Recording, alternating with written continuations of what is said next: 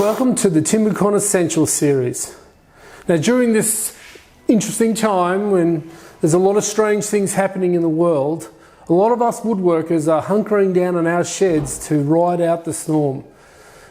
You're probably stocked up on glue and you're probably stocked up on a bit of wood. So I'm going to show you essential woodworking skills that can help you rebuild or build your woodworking skill going forward. I mean, this is the perfect time to spend a serious amount of time honing those key skills that you never find time to do. For me, I'm going to start by having a look at my chisels. Now, these are the chisels that I've used most of my woodworking career, and they're looking a little worse for wear, and I'm actually kind of embarrassed to even show them. I haven't actually taken them out of the roll for probably over a year now. And as in the words of Laura McCusker, you can't let your tools get cold. And I, like a lot of other people, have let my tools get cold. So let's take this these are Swiss chisels, and I mean, look at the state of this. It's got surface rust, it's tarnished. I can't believe I've let them go this far. What am I going to do to resurrect these chisels? Well, the first place we're going to start is by cleaning them.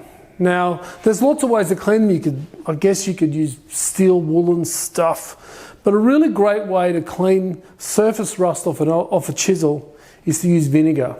Now, there are other ways, of course, including citric acid and other materials you can use, but good old white vinegar available from the supermarket is a great substance to remove rust off chisels. So this is very simple. White vinegar, I'm using a glass so you can see. Just pour a bit in. You don't need to mix it with anything.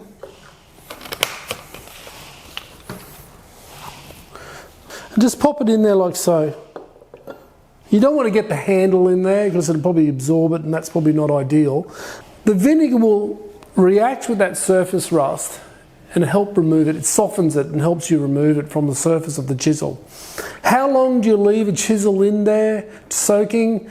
The recommendation is no more than 3 hours because it may actually start to etch the surface. But it really depends on how bad the chisel is. I think a chisel like this one, I'll probably leave that in there for at least an hour, but you check it every 20 minutes or so and see how it's progressing. Don't be tempted to soak all your chisels at once. Just soak what you can handle in a day or two, because after we've soaked the chisel, we're going to clean it using a bit of 4/0 steel wool, and then we're going to sharpen the chisel. So if you do too many at once, you'll find that they're lying around and they can start to re-rust a little. So just bite off what you can chew in the short term. Start with your favourite size and then work from there. Now, to save a bit of time for the purposes of the demonstration, I actually soaked this particular chisel earlier.